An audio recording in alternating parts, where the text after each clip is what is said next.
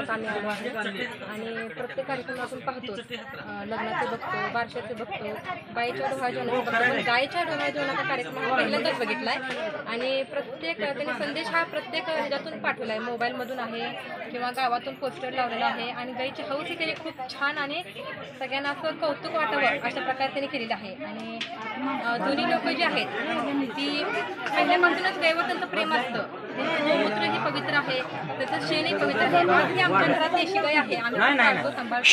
आमच्या सासऱ्यांचं गायीवर खूप प्रेम आहे आणि लोकांनी ही माझा आजचा मुलगा आहे आणि त्याने खूप छान संदेश दिला आहे की लोकांनी देशी गाय पाळलीच पाहिजे.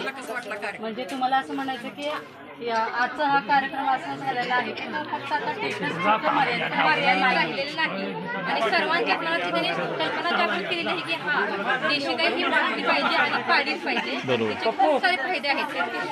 ज्या उतरत आहेत, जे सामावून घेतले ते सगळ्यांचं त्यांनी दुःख हरले, ते आपले काही शकत नाही. ती खूप आणि पवित्र ही आहे आणि मला एवढंच वाटतं ह्या कार्यक्रम खूप छान झाले. ती लोक जे आहेत ते पूर्ण कोण कौतुकास्पद आले आहे, कोण कसा कार्यक्रम आहे हा बघण्यासाठी आलेला आहे आणि कार्यक्रम पाहून खूप आनंद झाला. आमच्या आत्तीने छान कार्यक्रम केला. आम्हाला खूप मोठा अभिमान वाटतो की असा कार्यक्रम प्रत्येकाच्या घरोघरी झालाच पाहिजे. बरोबर. धन्यवाद.